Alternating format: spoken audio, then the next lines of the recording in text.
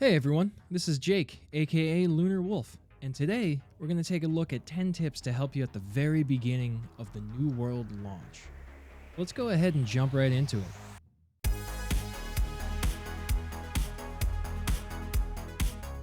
The open beta came and went quickly. With it, we saw some extensive patch notes detailing weapon balance changes and bug fixes. Looks like the devs were really hard at work, and I'm very confident that these patch notes are going to be the basis for the launch, so these tips will actually translate pretty well. These tips also are in no particular order, so feel free to jump around as you would like using the video timestamps. For those of you that don't know, you can actually pick your starting area in New World. If you've played during the alpha or the beta stages, you know how frustrating the random placement in a starter area can be, especially if you're trying to play with friends. Luckily, the main quest line to start can be picked up at multiple places. Say you start in Monarch's Bluffs, but want to play with some friends over in the Everfall region, you can complete the very first quest after the tutorial, then simply just don't take the follow-up quest. Instead, get your running shoes on and start auto-running your way to the Everfall Lighthouse, where you can pick up the corresponding next main story quest. Be careful though, and stick to the roads, as you may encounter some higher level enemies, and you're probably about level 2 or 3 at this point, so things could turn out pretty badly if you don't keep to that road.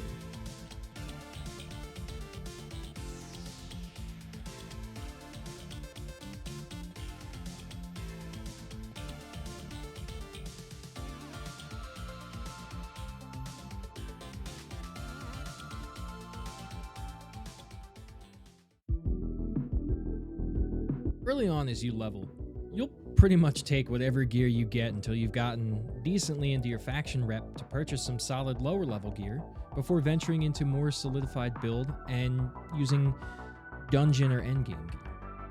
You may also be unsure of your main and secondary weapon loadout and how you want to spec your attributes to fit your playstyle.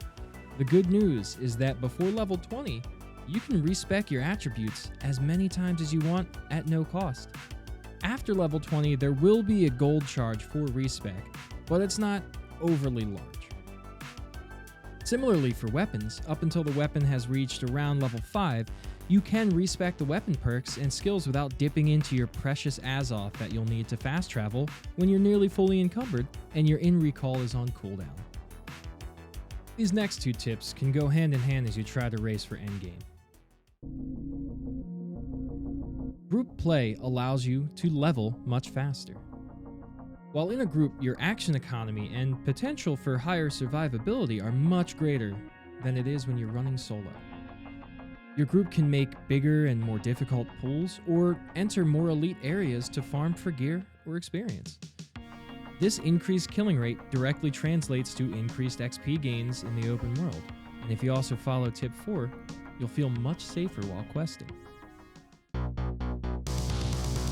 Flag for PvP as much as possible. Whether grouped or solo, flagging for PvP provides a 10% XP buff. Combine this with group play and your XP gains have skyrocketed. The downside is that you will most likely engage in open world PvP and may die more often, but there really is no debilitating penalty for death other than some damage to your item durability and the need to run all the way back to where you were questing at the time. Another potential downside would be the reset of any faction PvP-based quests, but none of these penalties are too detrimental to you or your playstyle. While on the subject of PvP, you may want to take part in the faction wars over certain territory. While some tooltips have said that you need to be around level 50 to participate, you, in fact, do not. You can just sign up as early as you pledge to your faction, but the fight commanders may try to remove you from the war if you aren't a high enough level for what they're looking for. Either way, it's a fun experience, and I would highly recommend getting into the wars as early as you can. Like tips 3 and 4, tips 6 and 7 go hand in hand. As you level more and begin focusing on your build, you'll most likely use a ton of faction gear. Unfortunately, faction gear has preset attributes for the specific armor types.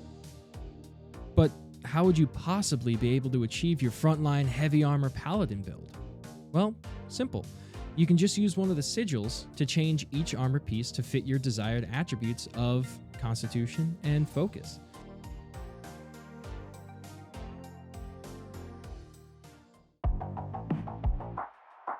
Much like swapping your armor attributes, you can use the gem slot in your weapon to imbue it with a specific cut gem. Depending on your build, you can apply an elemental type of damage and alter the attribute scaling of the weapon to fit your main attribute. This will allow for the best possible damage output from your build. And here you can see an infographic created by Reddit user Putris that describes both the weapon and armor effects of each type of gem. I'll put a link in the description below to this specific image and Putris' Reddit page.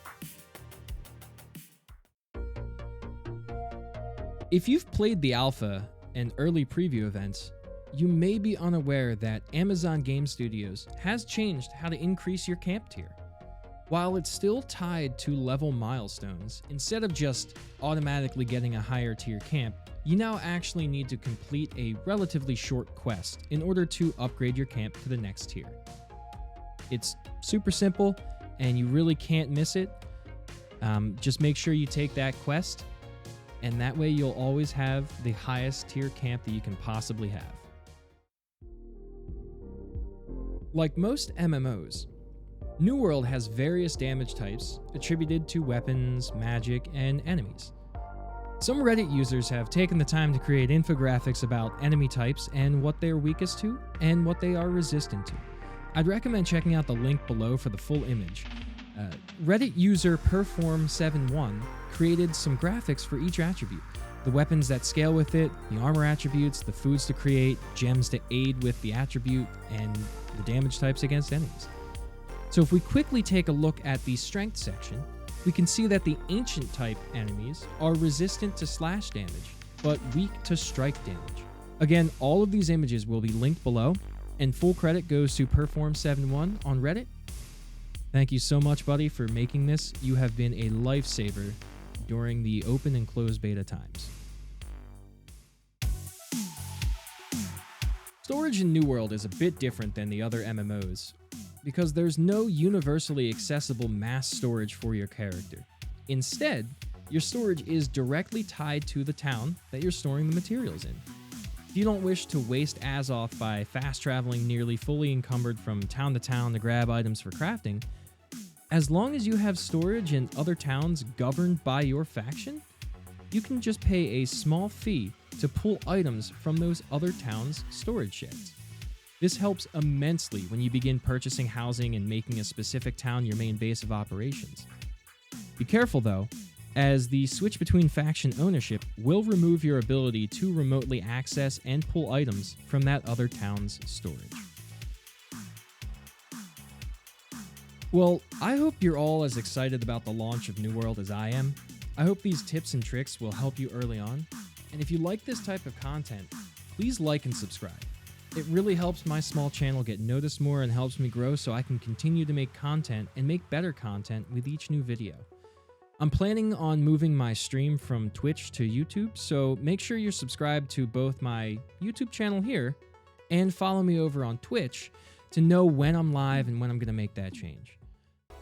Feel free to leave me a comment below if you have any questions or advice. I do typically read just about every comment and I try to respond to all of them as much as I can. I also do have a Discord, link in the description, where you can find updates from myself and other games. It's a small community, but we hope to grow even more.